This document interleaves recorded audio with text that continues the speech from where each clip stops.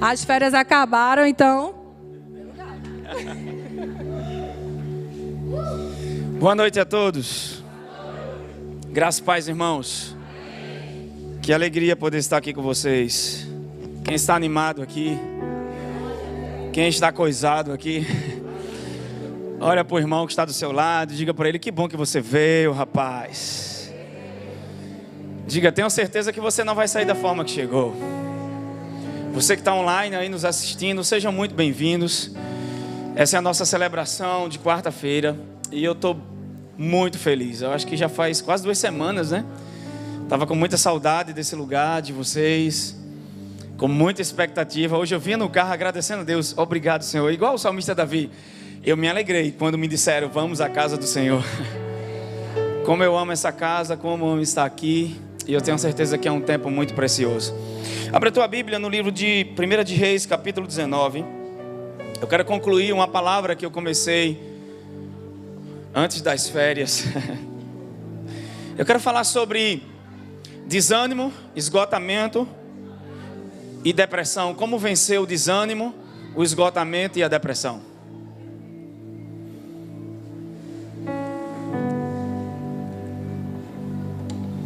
1 de Reis, capítulo 19. Essa mensagem a gente começou ela, acho que foi a última mensagem que eu preguei na igreja.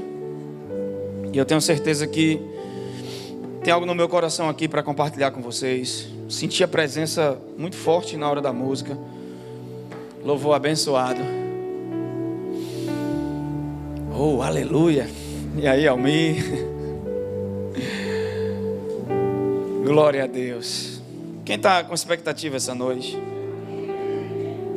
Irmão, se a sua expectativa for essa... Expectativa é algo muito importante.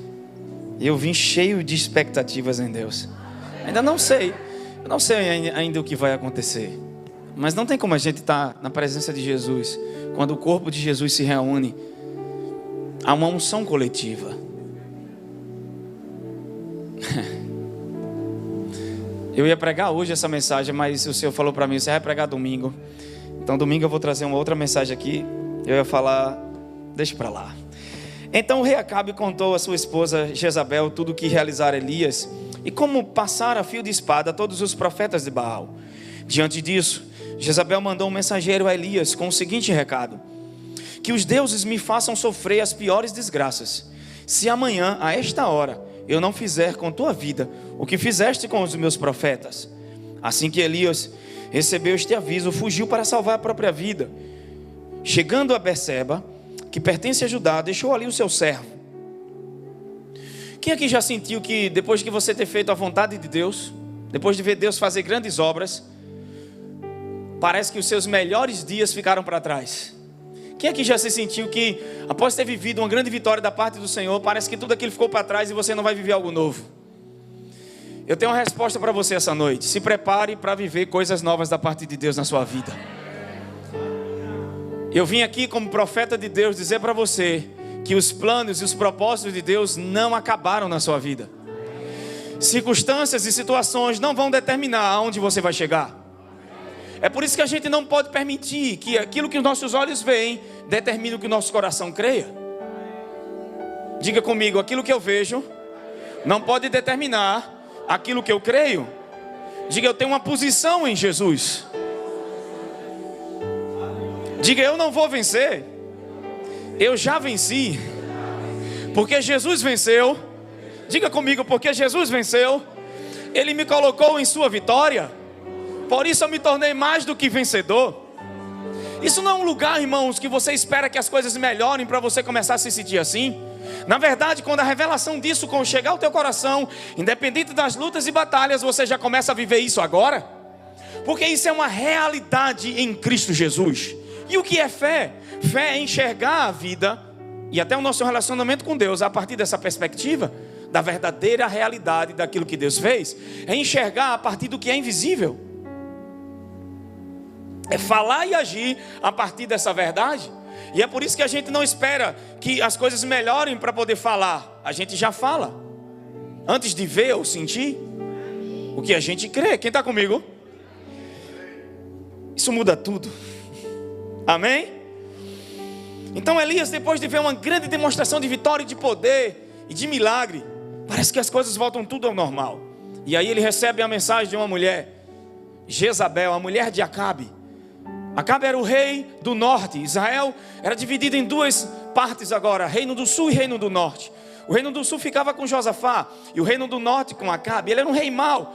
E por isso que o ministério de Elias representa a lei, porque é um ministério de julgamento. Quando Elias aparece em cena em 1 de Reis capítulo 17, ele vem com a sentença da parte de Deus que não haveria chuva, segundo a sua palavra. Na última pregação sobre esse assunto eu falei em Tiago capítulo 5, versículo 17 por diante, que Elias era um homem como nós, sujeito às mesmas paixões. Porque a gente tem uma ideia de que o cara é um homem de Deus, ele fez grandes milagres, orou, Deus curou cegos, aleijados, Deus faz grandes coisas. Então esse homem, ele é um homem de aço, um homem de ferro. Não, ele é um ser humano como eu e você. Qualquer ser humano, qualquer pastor ou líder que você vê operando em milagres, essa pessoa é sujeita a estar fraca e falha. Ela tem um corpo humano. E quando nós tiramos os olhos do Senhor, nós vamos andar pela vista. E quando você anda pela vista, você começa a desanimar. É por isso que 2 Coríntios 5 e 7 diz: não andamos por vista, andamos por fé. Se você esperar crer em Deus a partir daquilo que você sente ou vê, você está frito. Se Jó esperasse sentir para poder crer em Deus, ele não disse: eu sinto que o meu Redentor vive. Ele disse: eu creio que o meu Redentor vive. Porque o que ele sentia era o oposto daquilo que ele cria. Às vezes você vai estar crendo e os seus sentimentos vão ser totalmente contrários. Paulo disse: eu estou certo. Romanos 8 e 39. Que nem a morte nem a vida. Ele não disse: eu sinto. Ele disse: eu estou certo. Diga, isso é fé. Mesmo sentindo, você continua crendo. Diga, ainda que eu não veja, Deus está trabalhando. De novo, ainda que eu não sinta, Deus está trabalhando. Só para o diabo sair da sua frente hoje, irmão, com medo, e o Espírito Santo salte de suas entranhas. Diga comigo essa noite: ainda que eu não veja, meu Deus está trabalhando. Você pode dizer bem alto essa noite, dizer: Deus está trabalhando nos bastidores. O inimigo usa o que é visível. O inimigo vai usar uma fofoca. O inimigo vai usar uma dor, decepção. Deus usa o invisível.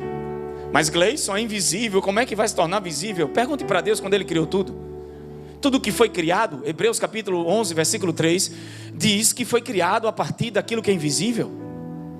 A matéria-prima da fé é o invisível. Vamos embora. Elias, ele começou a sentir desânimo, fraqueza, fracasso. E o versículo 4 é interessante. Amém? Qualquer um pode deixar de andar por fé e começar a andar pelo que é visível. O que é visível tende a prender nossos olhos, prender nossa atenção.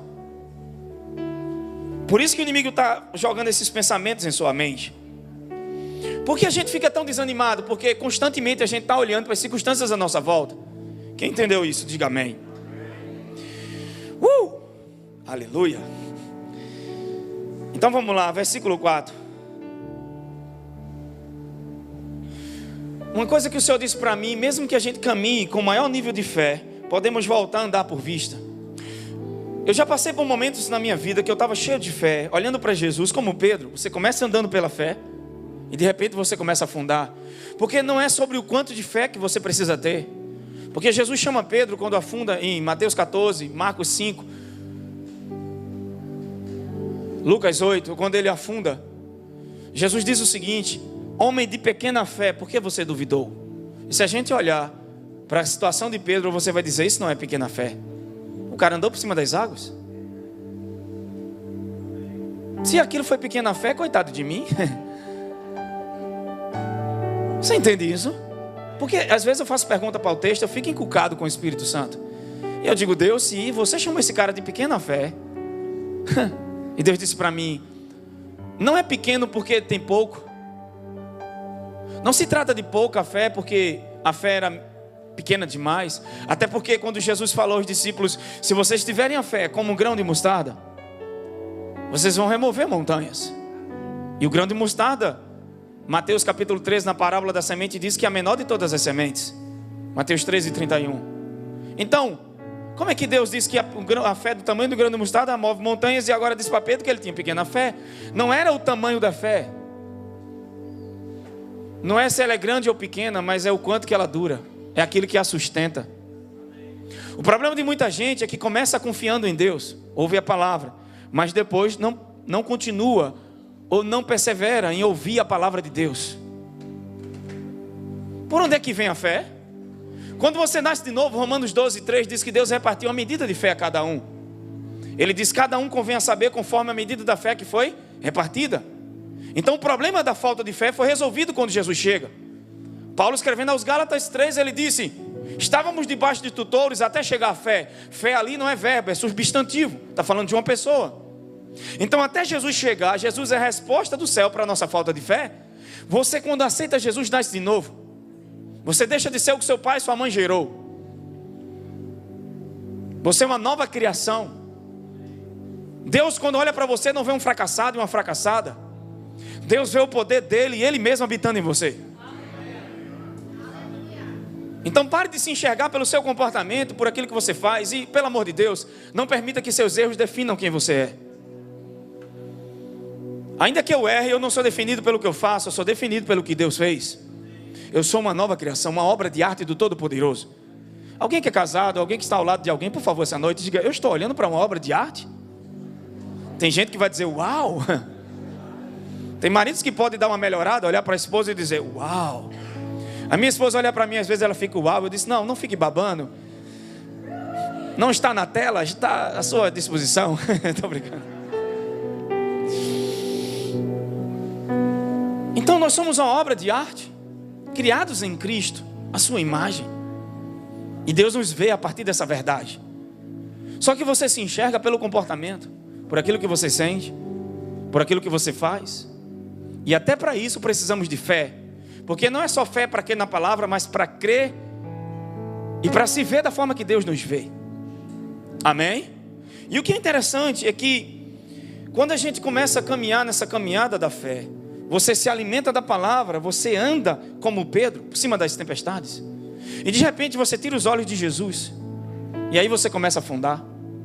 E o bom é que é interessante, é que ainda que você afunde, Jesus está lá para te socorrer. Porque o problema é o seguinte: eu queria saber o que passou na mente dos discípulos quando viram Pedro andando por cima das águas. Os que ficaram no barco disseram: esse cara está extrapolando. Já viu aquela coisa que você tem vontade de fazer, mas julga todo mundo que faz? Mas no fundo você queria fazer o que eles estão fazendo.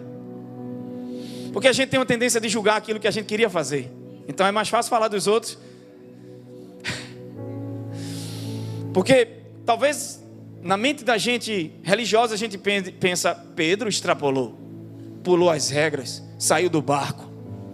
Não, ele não quebrou as regras.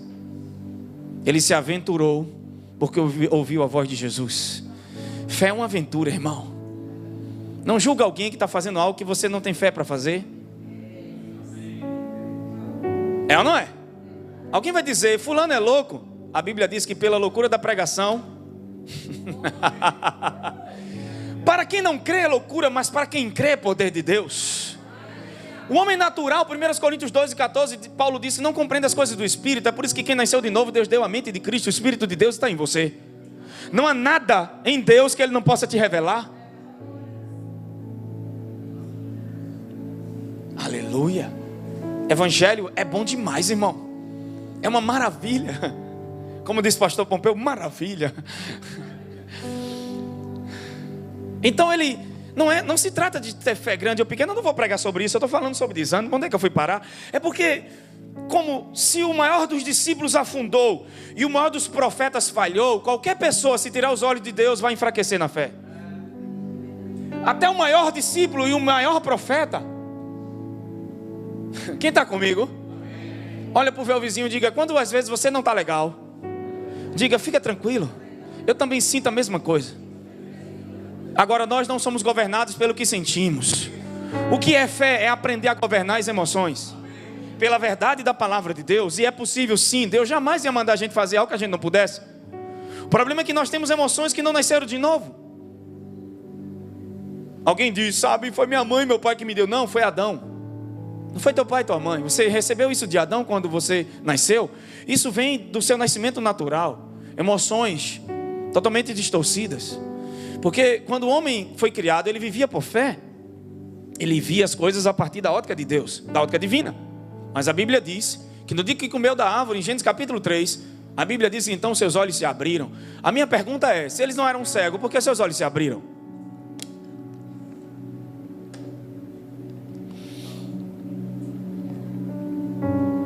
Se já viam e eles eram cegos? Não. E quem foi que se abriu? O entendimento dos sentidos. Você sabe por que o medo vem na nossa mente hoje? Sabe por que muita gente está sofrendo com medo? E a maior arma do diabo é o medo. E o combustível do medo é a dúvida, a incredulidade. A maior arma também não é a fé, é o amor. Porque a Bíblia diz que a fé opera pelo amor, o amor não opera pela fé. Quanto mais você tem revelação do quanto Deus ama, mais confiança e certeza é gerado no teu coração. Crer no amor de Deus libera todas as bênçãos de Deus para você. Olha para o teu vizinho e diga: Deus não te abençoa porque você é bom. Coisa linda. Diga: Deus te abençoa porque Ele te ama. Você tem valor para Ele. Você é especial demais. Se Ele não poupou Jesus por você, meu irmão, Ele não poupa a cura, nada. Tudo está incluso num pacote só, como a viagem do cruzeiro. Pagou para a viagem, está no direito da viagem, da passagem. Já a alimentação, tudo incluso, descanso, alimentação. Tudo que você vai viver ali dentro já está incluso na passagem. A sua passagem para o céu, chamada vida eterna, Cristo Jesus, pagou todas as coisas. Amém? Então não se acostuma e nem se, como é que eu posso dizer? Deixa para lá, vamos lá. Versículo 4. Vamos voltar para a história de Elias. A fé não nega a existência de um problema, a fé nega uma posição de influência do problema. Quanto a ele, fez pelo deserto, porque Elias fugiu para salvar a própria vida. Eu já falei disso, ele fugia de si mesmo. E o Senhor falou comigo hoje. Quantas pessoas estão fugindo de si mesmo? Já percebeu que tem pessoas que têm dinheiro, têm uma vida estável, mas sempre tem um vazio dentro delas? Porque você nasceu para um propósito, e você só vai descobrir o seu propósito quando souber quem você é. E você só vai saber quem você é quando você entender quem você é em Cristo. Sua verdadeira identidade não está no que você faz, está em Cristo Jesus. A primeira pergunta do Velho Testamento é a da serpente, é a de Deus perguntando a Adão. Não, a da serpente não vale. É de Deus perguntando para Adão: onde está você? A primeira pergunta no Novo Testamento é: onde está o Cristo? Porque quando você achar Jesus, você se acha. Amém? Então, fica vazio, porque muita gente está vivendo sem senso de propósito. E Elias não fugia da morte, porque depois ele ora pedindo para morrer. E tanto é que acontece aqui. Quanto a ele, fez pelo deserto a caminhada de um dia, e foi sentar-se debaixo de um pé de giesta, que é zimbro, uma espécie de arbusto. Zimbro, eu fui ver a tradução para zimbro, significa rompimento. Ali orou pedindo para... Se ele queria morrer, então só era ficar. Jezabel disse que queria matar ele. Então ele está fugindo de si mesmo. E tem muita gente fugindo de si mesmo. Quanto mais você negar o propósito e afastar dele, mais infelicidade e vazio você tem. Porque uma vez que você experimenta a razão pela qual você existe, você jamais, nada mais o satisfará. Uma vez que você experimenta a razão pela qual você existe, nada mais o satisfará. Se esse cara está fugindo para salvar a vida, por que ele pede para morrer? Se ele queria morrer, só era ficar. Também Jezabel não podia matá-lo, já falei disso. Mandou uma mensagem. A função do inimigo é intimidar a igreja. Toda a pressão que você está vivendo é porque o diabo não pode te destruir. Então ele quer roubar a tua fé, roubando a palavra que Deus te deu. Olha para o teu vizinho e diga para ele: não aborte a promessa. Vira para o outro e diga para ele: não aborte a promessa. Diga: não abra mão daquilo que Deus te deu como sonho, que Deus te deu como promessa. Não deixe que as circunstâncias roubem. Lembra que a semente caiu na beira do caminho e a ave comeu. Lembra que a semente caiu entre solo rochoso e não frutificou, entre espinhos, que fala de preocupação e ansiedade. Uma das armas do inimigo é levar você para a ansiedade, para a depressão, para o medo, justamente para sufocar a palavra. E ela não frutifica, ela não cria raízes.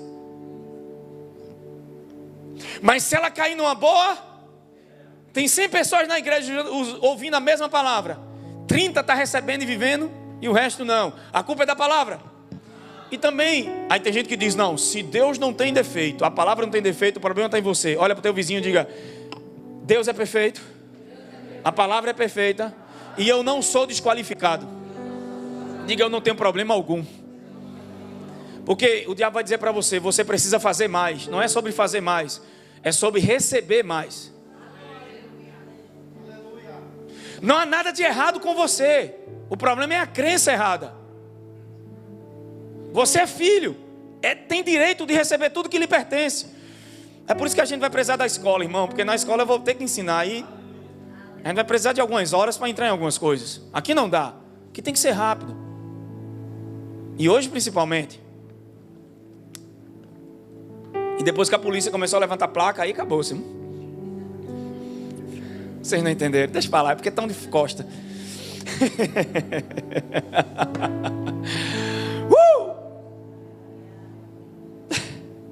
Então, a gente vê Elias antes, orando para Deus guiar ele, e ele é direcionado pelo Senhor. Aqui ele fica desanimado, e corre para salvar a própria vida. Olha o que a Bíblia diz, agora basta, ó Senhor, retira a minha vida, pois não sou melhor que meus pais. O cara começa o chamado, consciente de Deus, em comunhão com Deus, sendo guiado por Deus, e agora o cara, sabe, ele mesmo toma a sua própria decisão. Ele agora anda por vista, ele agora deixa que os seus sentimentos e emoções lhe dominem, e ele foge. Ele vai embora, porque Elias, quando teve aquele desafio com os profetas, ele achava que Israel ia se converter. Ele não tinha entendimento do que Deus estava fazendo nos bastidores. E por não ver o que Deus ia fazer, ele agora começa a andar pelo que está vendo. E pelo que ele via, ele foge. Foi intimidado por Jezabel, que é uma figura do diabo. Essa é a função do inimigo, intimidar você todos os dias. Lembrar você todas as contas que você não tem dinheiro para pagar. Tem gente que riu na hora, né? Tem gente que se fizer o cálculo morre. Ou endoida, ou... Se você passar 20 minutos pensando no seu problema, você já se vê morto, irmão. Teve uma vez que eu vi até uma cantando aquela música. Tem uma música que toca. Tinha um cara levando o caixão, né? Teve uma vez que eu me vi, mas não foi com aquela música animada não, foi com aquela bem triste. Não tem uma, né? Tem um hino da harpa, né? Mais perto quero estar, meu Deus, de ti, né? Só que é bem lentinho, bem... Chega, parece que às vezes, né? Eu vou deixar balar. Entendeu, né, Dinho?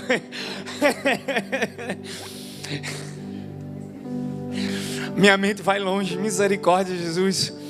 Me perdoa, Senhor, pequei.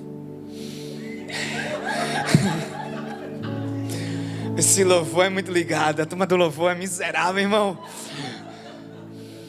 Eita, esqueci, não pode chamar a palavra miserável, porque tem gente que fica se machucando, entendeu?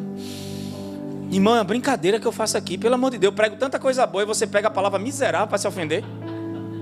Pega toda a verdade que eu falo de Jesus. Amém. Até Cleide lá em casa, irmão, já chama miserável. Eu digo, pô, Cleide. Mas miserável não é miserável. Miserável é uma linguagem do matuto. Entendeu? A gente veio tudo do interior e tal. E né, a nossa língua miserável. Caba macho. Caba valente. Entendeu? É como aquela linguagem. Caba da peste. Cabra da peste. Quem já ouviu isso aqui? Quem é nordestino, raiz, sabe o que é que eu estou dizendo, né? Esse vice pernambucano. Conversando com um rapaz lá do sul, ele disse, sei lá, você é pernambucano? Eu disse, nem parece. Vice? Ainda disse vice? A minha esposa às vezes está mandando mensagem, o pessoal faz, tá, não sei o que, tá. Eu disse, rapaz, tu diz essas 10 tá. Deixa quieto. Vamos voltar para a mensagem, irmãos.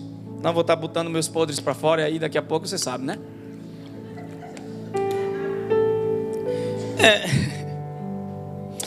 Olha, pega o dedo de profeta, olha para alguém que está do seu lado. Diga, fica tranquilo. Diga assim para ele, no momento em que nós tiramos os olhos do Senhor, começamos a tomar decisões por medo. A pior coisa do mundo é você tomar uma decisão por medo. Elias, ele sai de uma situação guiado por Deus e fez grandes feitos. Mas agora o que move Elias é o medo. Todas as vezes que você toma decisões por medo, você sempre faz a coisa errada. E o medo vem para isso, para nos pressionar, para a gente sair da vontade de Deus. E quando a gente é guiado pelos medos, por sentimentos baseados em crenças que não são a verdade do que Jesus fez, que não é a realidade de Deus para nós, isso vai levar a gente para um lugar que não é o lugar que Deus quer que a gente fique, porque é baseado no medo e não na verdade. Sentir medo é normal, irmãos. Agora o medo nos controlar é que não pode. O medo é a arma do diabo. A fé é a arma que Deus usa, amém? Aleluia.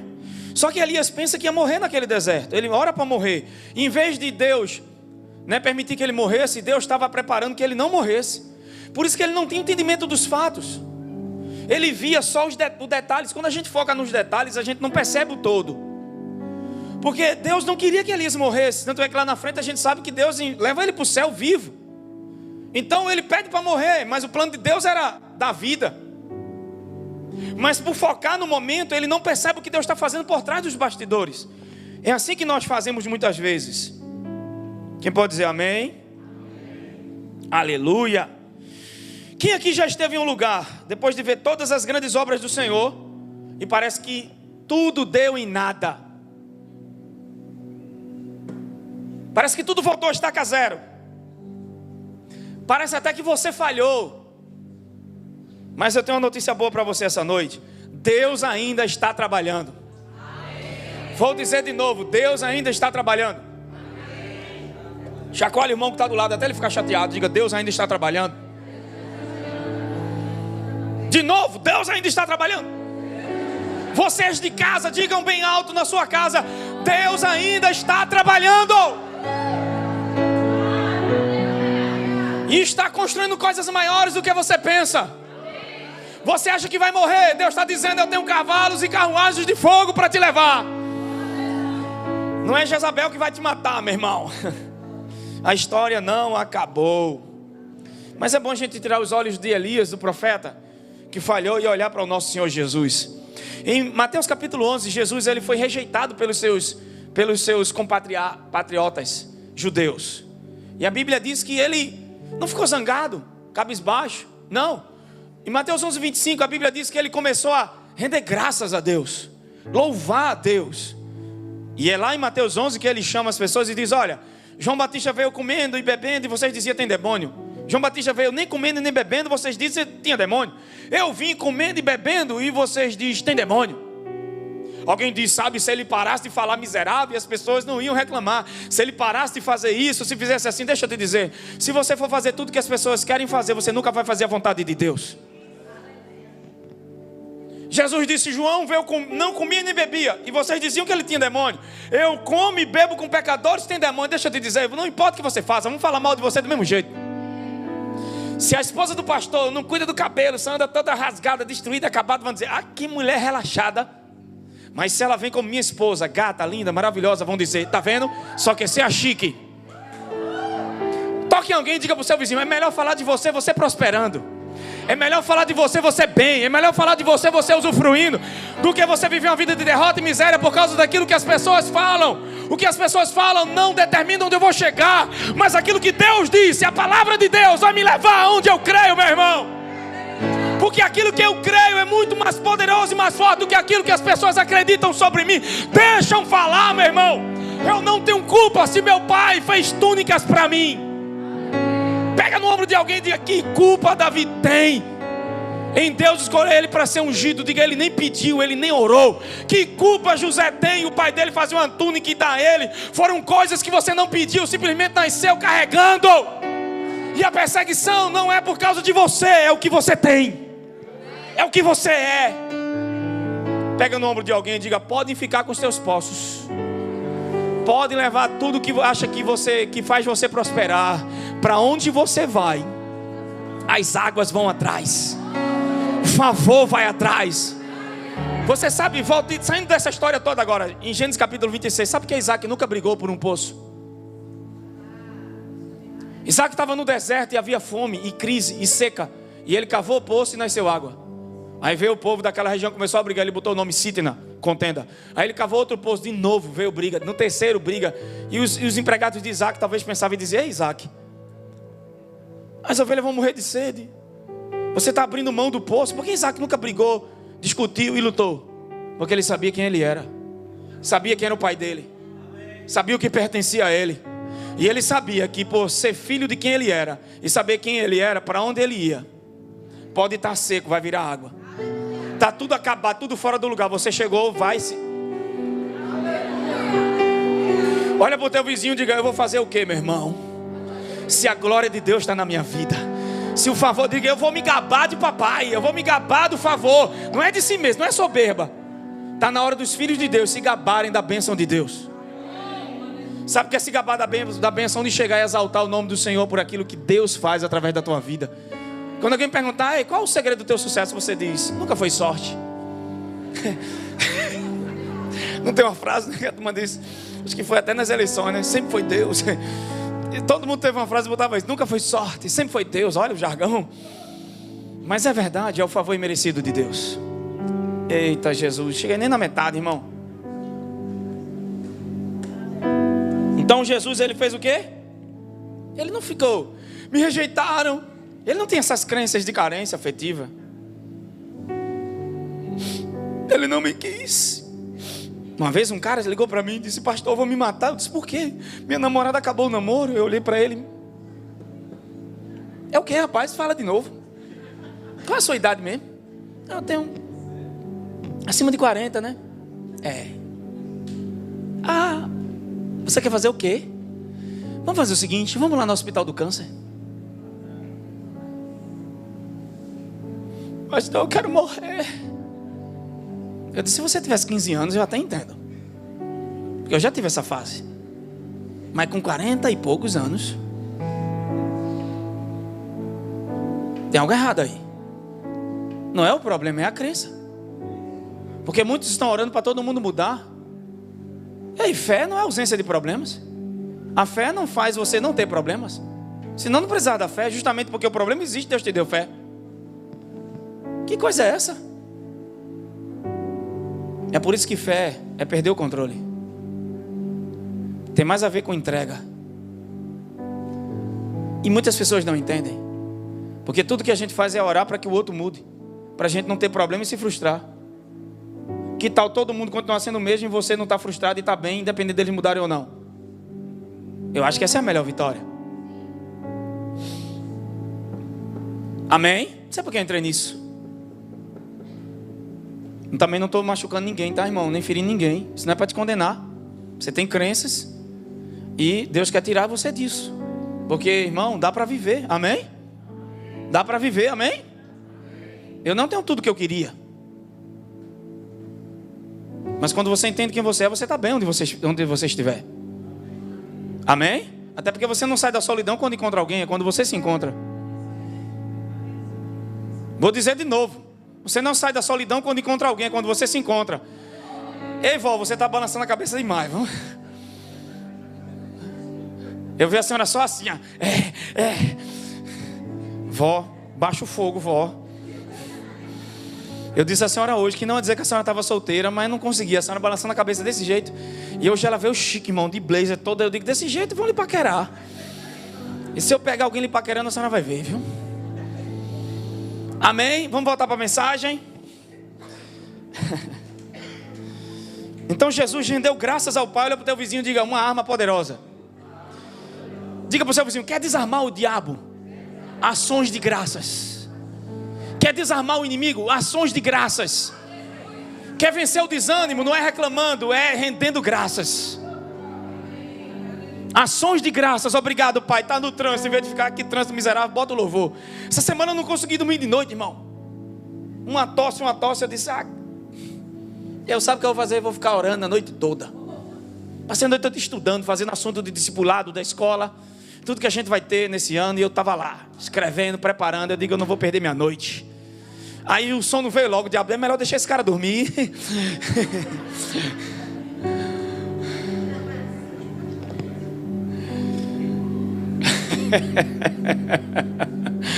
Você acordado é uma dor de cabeça para o inferno. Vamos embora. Vamos voltar para Elias, versículo 5. É por isso que a gente não pode colocar fé no homem, Jesus não ficou decepcionado porque rejeitaram ele. Estava resolvido, ele sabia quem ele era. Ele rendeu graças ao Pai. Pai, eu te dou graças. E nem ficou preocupado. Eles não acham que eu sou o Cristo. Me chamam de Bezebu. Não. Jesus disse, João não comeu nem bebeu, chamaram. Eu como, bebo também. Não tem problema nenhum. Não adianta, você vai tentar agradar todo mundo. Sabe qual é a maior prisão que você pode viver quando você tenta viver uma vida agradando todo mundo? Não tem como fazer a vontade de Deus e agradar todo mundo ao mesmo tempo. Nem Jesus conseguiu, quanto mais você. Se você conseguir, eu vou dizer que você é melhor do que Jesus. Porque Jesus era perfeito, ele não tinha pecado. E mesmo assim, não gostaram dele. Tu acha que todo mundo vai gostar de tu? Jesus não disse que todo mundo tem que gostar de você. Deus não prometeu que o mundo ia te aceitar, mas ele disse que mesmo que o mundo estivesse escuro, você ia brilhar. Diga, eu nasci para brilhar. Nem todo mundo vai me aceitar, aceitando ou não, eu vou brilhar. Brilhe mais alto que você puder, irmãos. Como? Liberando o favor e a bênção de Jesus através da sua vida. É por isso que líderes podem falhar conosco, mas Deus não. Coloque sua fé em Deus e não no homem. Amém? Amém? Diga, o mais importante é em quem eu confio. Você confia em quem? Teve uma vez uma pessoa que disse para mim, pastor, pensei que o senhor tinha saído, porque se o senhor saísse, meu mundo ia acabar. Eu olhei para ele e disse, o que, rapaz? Se eu tivesse o microfone, eu tinha dado. Eu digo, Jesus. Eu digo, sua fé está sendo em mim? Tem algo errado? Irmão, eu vou para o céu e não vou agarrado com ninguém não. A salvação é individual, quem está entendendo isso? Teve uma pessoa que disse para mim, se eu deixar minha célula, eles morrem. Então nunca foi sobre Jesus, é tudo sobre você. Você não morreu na cruz. Se você sair, eles vão ficar vivos. Está na hora de confiar no Espírito Santo, irmão. Porque se depende de você, então não depende de Jesus. Não estou dizendo que Deus não vai te usar e manifestar através de você.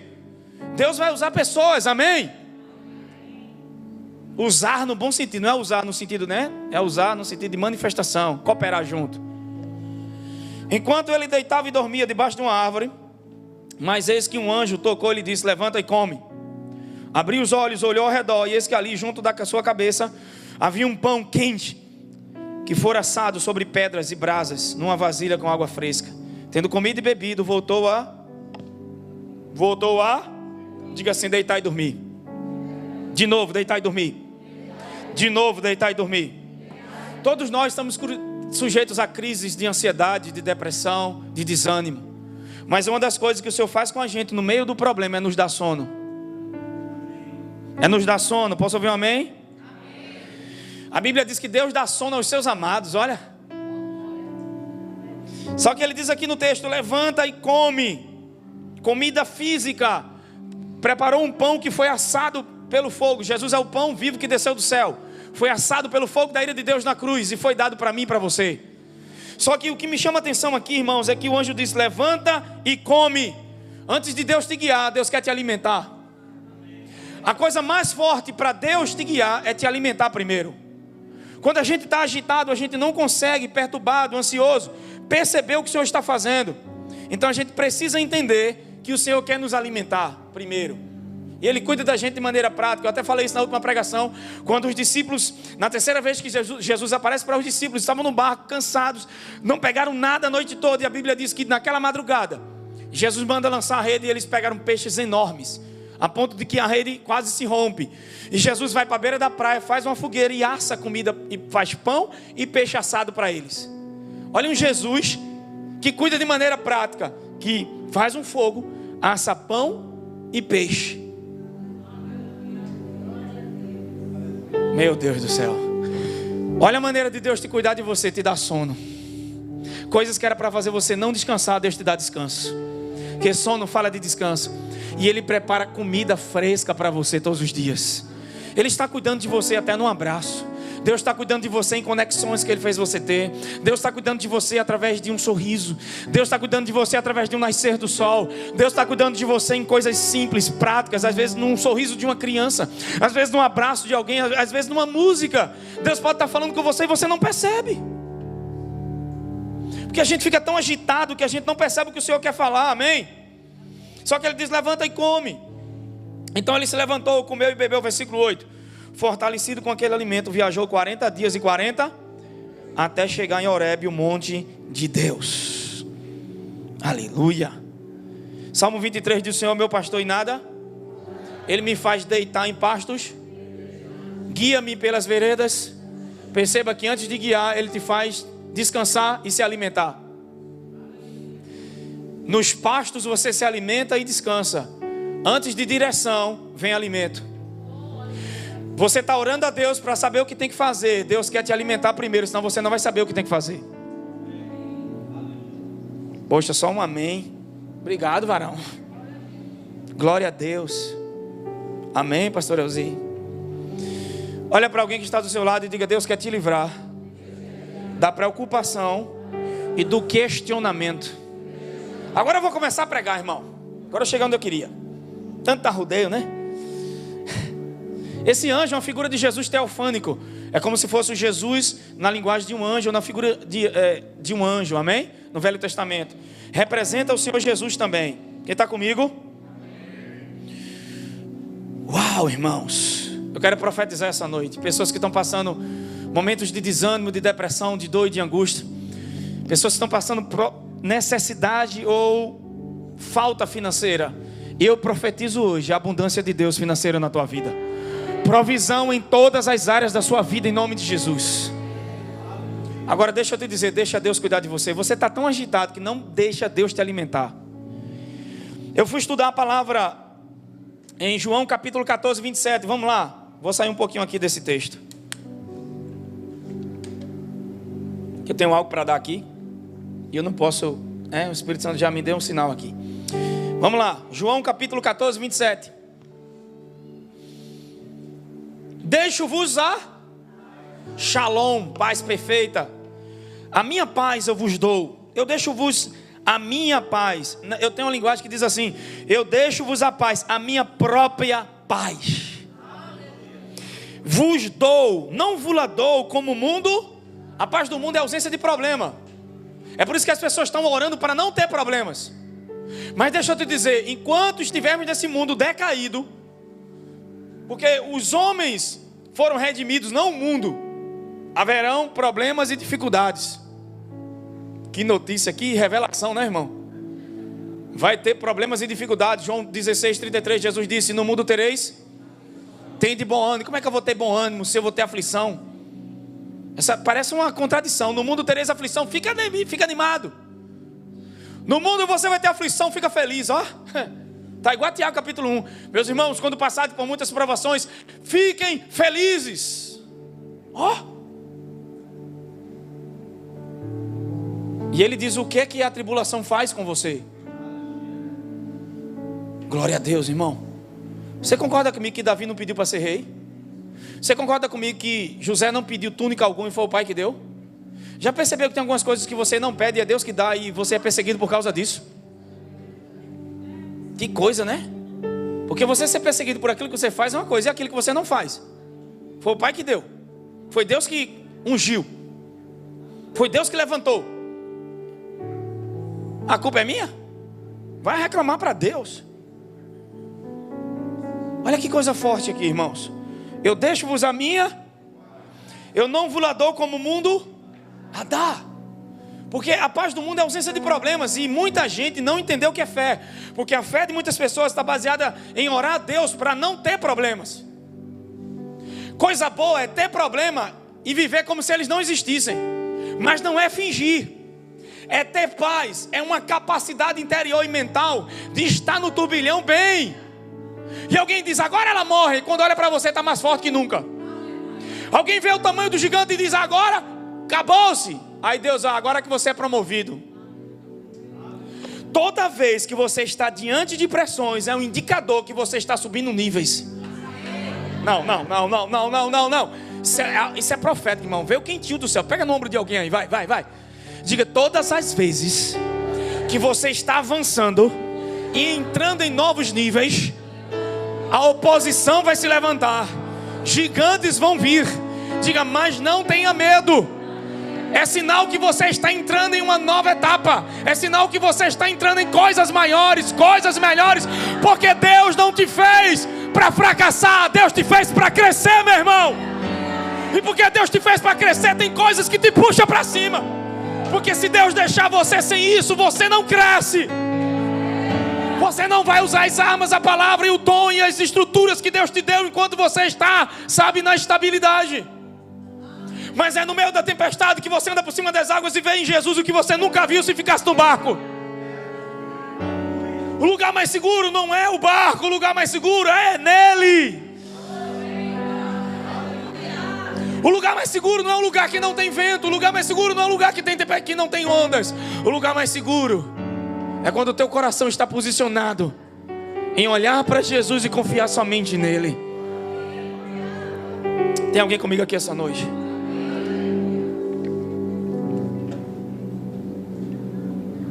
Eu deixo-vos a paz. Não vos dou como o mundo. Não vos dou como o mundo. Não se turbe o vosso coração, nem se atemorize. Não vos permitais ficar agitados e preocupados. E não vos permitais ficar com medo, intimidados e acovardados e ansiosos. Uau! Deus quer nos libertar através dessa passagem de preocupação. Amém? E de questionamentos. De acordo com o dicionário, preocupação significa atormentar-se com pensamentos perturbadores, sentir-se desconfortável, ansioso e perturbado, ou atormentar-se com aborrecimentos cuidadosos ou ansiedades. Em geral, é isso que temos em mente quando falamos sobre preocupação. Mas eu fui ver algumas traduções para preocupação, e no inglês há outro significado. No inglês, preocupação significa algo que precisa ser ponderado, é mais ou menos isso. Ele não tem muito a ver com a palavra que a gente viu agora, mas é mais ou menos isso. Estado ou condição mental ou emocional, mas com uma atividade física. Outro significado em inglês significa também um ataque do cão a dentadas. Um ataque de um cachorro a dentadas. Laceração da sua presa, como se fosse uma caça. O cachorro caçando uma caça. Olha o significado no inglês. Ataque do cão a dentadas. Quando eu falo esse nome cão, né? Tem gente até que se assusta, pensa até que é o diabo. Uma vez um irmão estava evangelizando no meio da rua e tem uma placa enorme no portão. Cuidado com o cão. Ele, misericórdia. Mas era o cachorro. Quem aqui já viu um cachorro correndo atrás de algo menor, de uma presa menor, um gato? Quem já viu aqui? Quem já viu aqui? Então o que é que ele vai fazer? Dá-lhe dentada no pescoço até sufocar, não é assim? Não é assim? É assim que o diabo faz com a preocupação na sua mente. Uma das armas que ele usa é o medo e a preocupação. Fazer com que sufoque você até que você sucumba pela fé. 1 de Pedro 5 e 8 diz isso. Estais sóbrios. Porque o diabo, e estais quietos, porque o diabo anda ao vosso derredor como um leão. Ele não é leão, é um rato com megafone. Já viu um ratinho com megafone? Faz zoada, mas ele não é tudo aquilo, é só voz. E esses latidos vêm na sua mente para quê? Para tirar você daquilo que Deus criou para você. E ele diz para você: você não vai pagar suas dívidas, você nunca vai casar, você nunca vai ser feliz. Tem gente que diz: você nunca vai casar, né? Porque tem que ser feliz para casar, não entendi, né? Mas vamos lá. Eu gosto de um padre que ele diz que ou casa ou é feliz. Então, estou brincando, meu irmão. Eu sou muito feliz, porque tem gente que escuta isso, pensa que a gente, né, que é casado, vive uma vida. É maravilhoso estar casado. Cadê os casados aqui? Levanta a mão para eu ver. Eu quero ver os casados. Salva os solteiros, pelo amor de Deus, gente. Ainda bem que não foi eu que disse isso. Pode procurar na rede social, o Padre Patrick. Ele disse: uma pessoa perguntou: padre, quando é que eu vou ser feliz e vou casar? Ele disse: minha filha, ou casa ou não tem as duas coisas ao mesmo tempo. Ou casa ou é feliz. É só uma brincadeira, irmão, amém? Casamento é maravilhoso. Por quê? Porque você nunca vai saber o que é amor enquanto não encontrar os diferentes. Amor não é compartilhado em um só quando existe dois. E o casamento é um desafio do amor. Por quê? Porque você vai aprender a viver com diferenças do outro. E o amor só é desenvolvido nas imperfeições e nas diferenças. Olha para aí. Então a gente aprende a compartilhar, aprende a amar, aprende a entender. É por isso que você pode dar um curso para casamento. Você pode dar um curso para aprender a amar. E quando a igreja tenta ser ensinada e doutrinada para amar, ela vai cair para a religião. Porque amor não é algo que aprende, amor é algo que você se rende. Você não aprende a amar, você se rende ao amor. Tá bom. Obrigado, filha. Pelo menos o seu salvou a noite. Quem é casado aqui dá glória a Deus. Quem está solteira diga graças a Deus. E quem quiser ficar solteiro para sempre, venha que eu vou orar para aquela oração de Paulo. Dá o dom de ficar solteiro. Você vai virar eunuca e eunuco. Dá levantar a primeira placa, irmão. O inimigo está furioso. A noite é uma... Gostei, altas horas hoje, ó. Ele já disse tudo. Pastor, vamos lá, senão não termino o que é que eu vim falar hoje, tá? Então, aplicando isso ao mundo espiritual, a gente vê o diabo fazendo isso em 1 de Pedro 5 e 8. 1 de Pedro 5 e 8. Hoje eu estou tão animado, irmão, eu estou tão feliz. Que tem gente que pensa que a gente quando está assim não está na unção. Eu estou debaixo de uma unção aqui tão fresca, tão alegre, tão... Entendeu? Tão animado. Porque tem gente, né, que passou a semana toda brigando com o cão mesmo. Mas hoje você vai aprender a descansar. Você parou de se alimentar do amor de Deus, você vai para o visível. Parou de olhar para Jesus, vai para os sentidos igual a Elias. Eu nem entrei na terceira parte da mensagem que ele vai para a caverna, mas vou depois. Vou entrar aqui em ansiedade e preocupação. Deus me deu uma palavra hoje sobre questionamento. Diga questionamento. Aleluia. Quem está comigo? 1 de Pedro 5 e 8. Porque às vezes uma coisa está incomodando a gente e a gente fica envolvido com aquilo, é ou não é? Pensando naquilo o tempo todo, é ou não é? Eu não sei vocês, mas eu quando tinha um problema tentava resolver. Tentava raciocinar, e sentava, e olhava, e buscava, e fazia de tudo para tentar entender. Quem aqui já foi assim? O Senhor disse para mim que Ele quer nos libertar do questionamento, nos livrar disso. Porque uma das coisas que mais, sabe, irmãos, quando a gente escuta essa palavra questionamento, parece algo positivo, mas não é, dependendo da dada situação. Então a gente pode às vezes ficar dentro de uma situação tão envolvido com ela que aquilo acaba roubando nossa fé, nossa alegria. Sede sensatos e vigilantes. O diabo, vosso inimigo, anda ao vosso derredor como? Ele é leão? Não, ele pega a forma. O latido, o rugido parece ser destruidor, procurando alguém para devorar. Diga assim: quando eu habito no amor de Deus, quando eu fico com o que Deus diz sobre mim, eu me torno indevorável. Diga, olha para alguém e diga: o diabo vai me procurar, irmão, mas não vai me achar em lugar nenhum, porque eu estou escondido em Jesus. Eu estou no descanso perfeito. Eu sou amado. Eu entendo que o que Ele fez por mim na cruz, eu não vou deixar que ansiedade, medo, preocupação me consuma. Pelo contrário, ainda que o produto da oliveira minta, ainda que não haja ovelhas no curral, eu todavia me alegrarei do Senhor. Sabe, eu vou exaltar o meu Deus na pressão. Eu vou render graças a Ele, porque Ele é bom. Eu não entendo o que eu estou passando, mas eu conheço aquele que entende todas as coisas. Tem alguém comigo aqui essa noite? Diga para o seu vizinho: está na hora de você depender do Senhor e não de si mesmo. Porque tentar entender as coisas parece que você vai ter paz. Não vai. Você vai perder mais ainda a sua paz quando você tenta resolver dependendo do seu próprio entendimento. Provérbios capítulo número 3, versículo 5. Vamos lá. Vamos lá que eu só tenho 7. Ainda bem que 7 é o número da perfeição. Irmãos do céu. Provérbios 3, versículo 5. Por favor, pessoal da mídia, Pri, me ajuda, Pri. Confia no Senhor de todo o teu. Espera aí, irmão, deixa eu ler na minha versão. Confia no Senhor de todo. Confia no Senhor. Lança-te, dependa do Senhor de todo o seu e mente, e não te estribes no teu próprio. Estribar é apoiar-se, depender, e não te apoie no teu próprio entendimento e compreensão. Entendimento aí é compreensão. Confia no Senhor de todo o seu.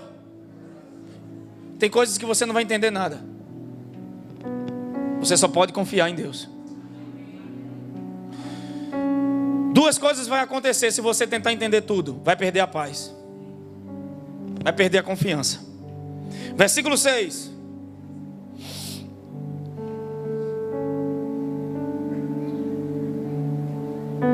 Aleluia. Reconhece-o e dá-lhe o mérito em todos os seus caminhos, e ele endireitará, tornará retas e planas as tuas veredas. Versículo 7. Não seja sábio aos teus próprios olhos, aos teus próprios olhos. Reverentemente teme e dá culto ao Senhor, e aparta-te inteiramente do mal. Sabe o que aqui o escritor de Provérbios está dizendo? Que nós não devemos pensar que temos a capacidade para resolver tudo o que está acontecendo à nossa volta. Pega no ombro de alguém que está do seu lado e diga: meu irmão, nós não temos a capacidade de produzir todas as respostas que precisamos.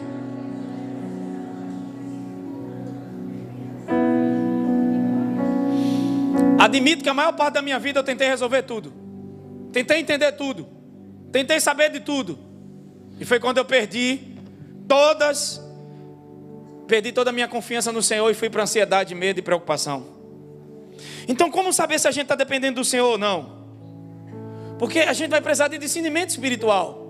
Amém? Quem está comigo? Efésios 5,17, vamos lá. Mas Gleison, quer dizer que a gente não vai planejar mais nada? É sábio planejar.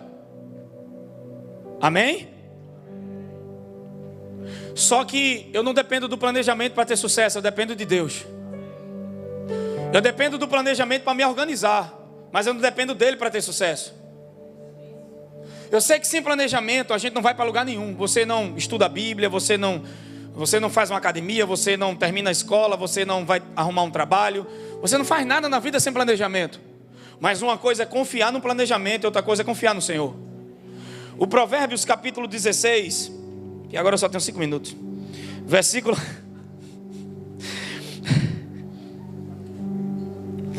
16:9, antes de Efésios, diz assim: em sua alma o homem planeja, traça seus caminhos, mas o Senhor é quem determina os seus passos e os torna seguro.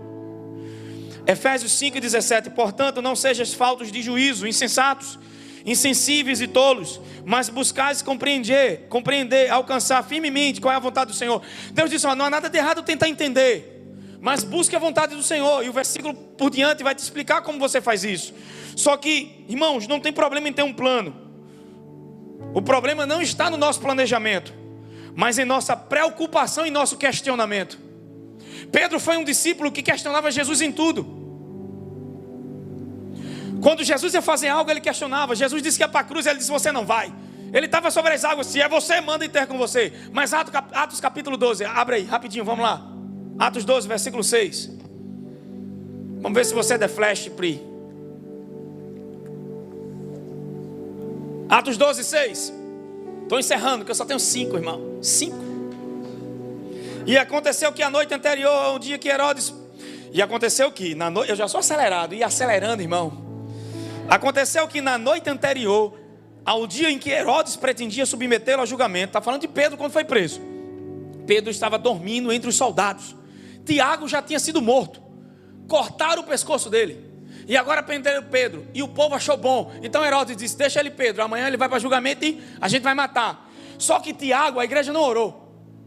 Ainda tem gente que diz: na graça não precisa orar, não precisa interceder, não precisa fazer mais nada. Você não precisa fazer nada que diz respeito ao que Jesus já fez. Mas dependendo do que Jesus fez, você agora faz tudo. Você não entendeu? Depois do que Jesus fez, através do que Jesus fez, eu agora faço todas as coisas dependendo da graça e do favor dele.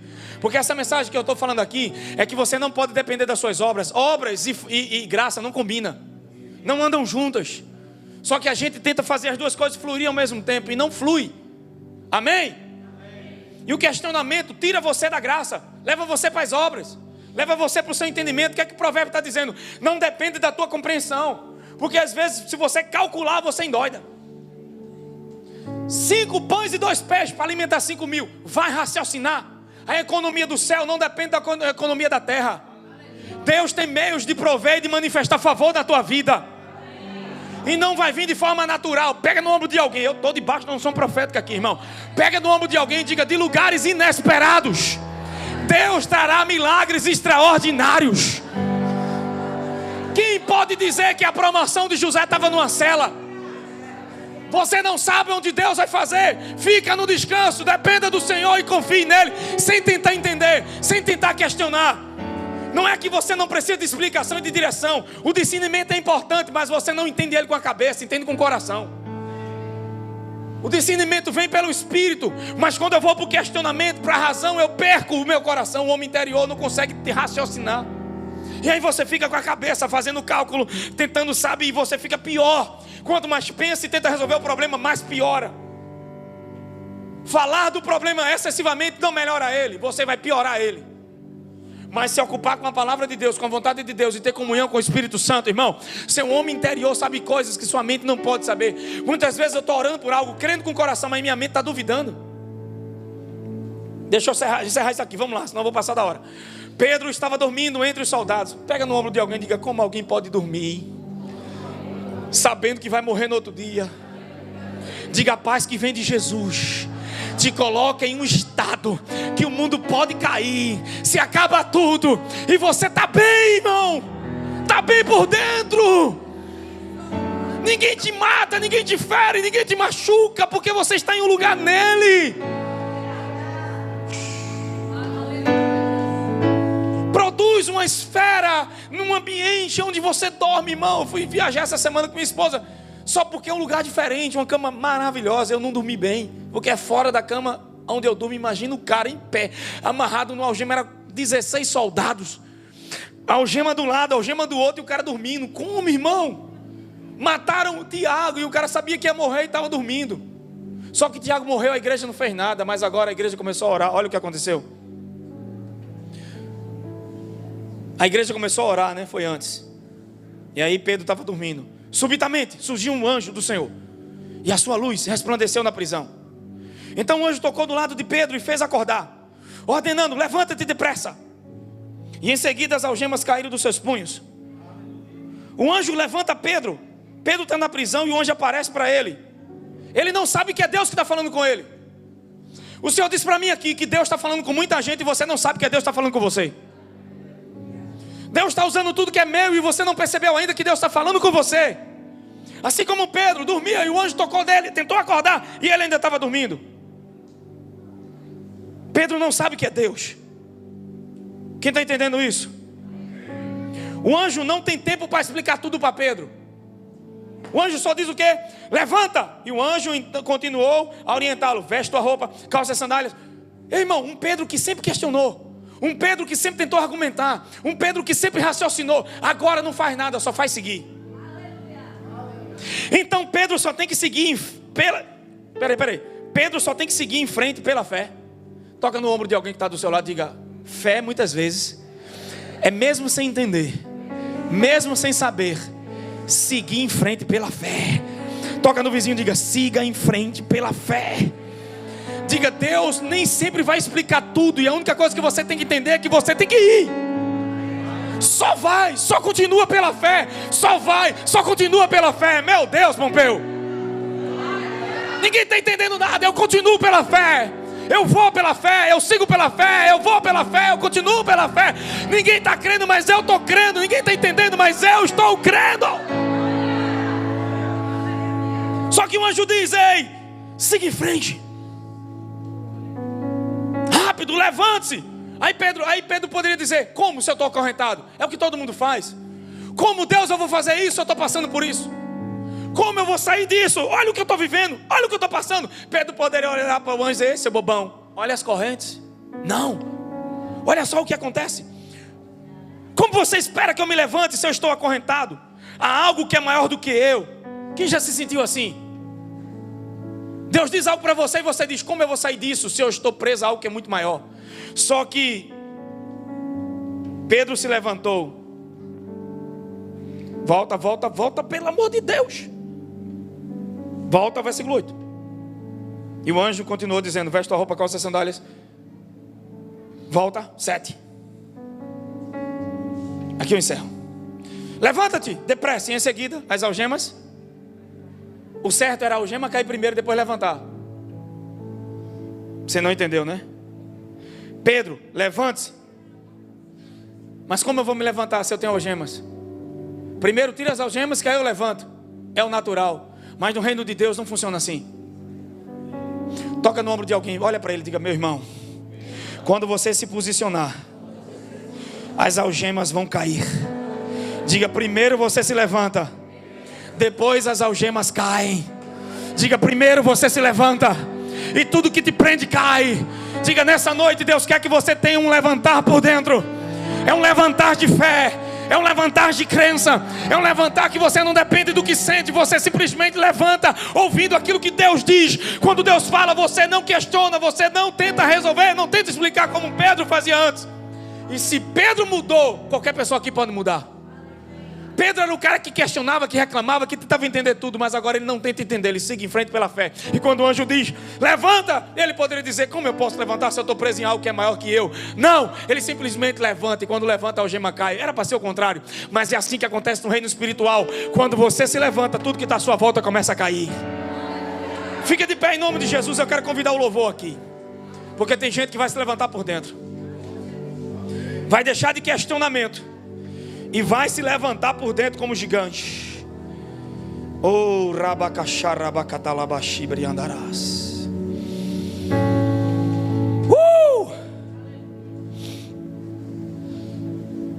Como a gente gostaria que fosse o contrário, né? Corrente cair primeiro, né, Dinho? Depois a gente se levanta.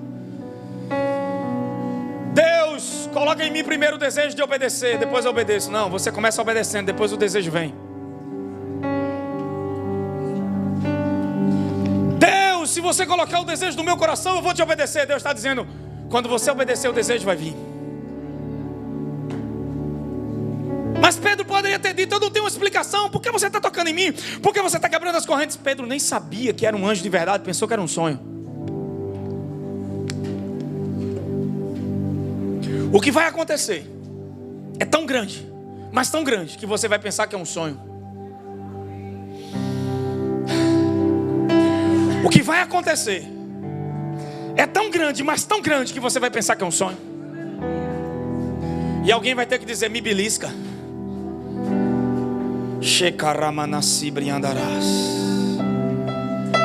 Porque se você só esperar a resposta, você não vai se levantar. Deus está dizendo: se levante antes da resposta. Ai, meu Deus. Se levante antes da resposta. Porque se você tentar entender, se Pedro tentasse entender tudo, a cabeça já tinha rolado. No outro dia a cabeça dele teria rolado. Então ele não tentou entender. Foi um homem que aprendeu a seguir o Senhor pela fé.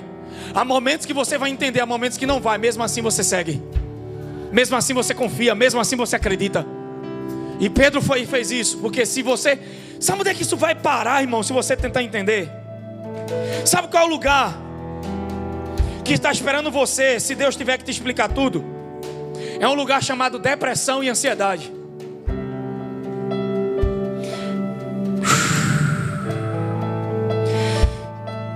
Olha o que o Senhor me deu aqui. Ele agiu.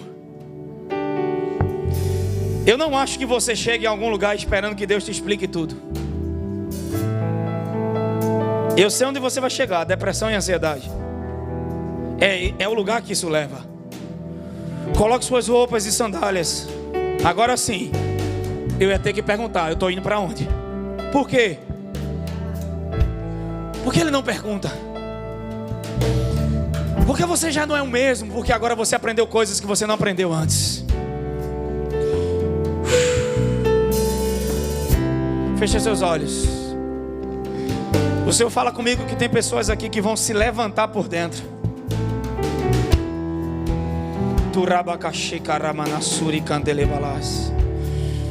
E eu queria cantar essa canção com eles. Solta essa canção mesmo, João. O anjo disse: levanta e anda. Ele não disse que ia mostrar tudo de uma vez. Deus não vai te mostrar tudo de uma vez. É um passo de cada vez. Levanta e anda. A palavra para essa noite é: não questiona, levante-se. Tem coisas que vão cair por terra quando você se levantar. Eu não estou falando levantar da cadeira. Eu estou falando de um posicionamento interno de fé, onde você não vai olhar para as circunstâncias, não vai tentar entender, mas vai confiar em Deus para seguir em frente. Você crê que Deus está falando com você essa noite? Apenas vá Apenas vá, Deus é contigo. Chorabacatalabaxibriandaraia.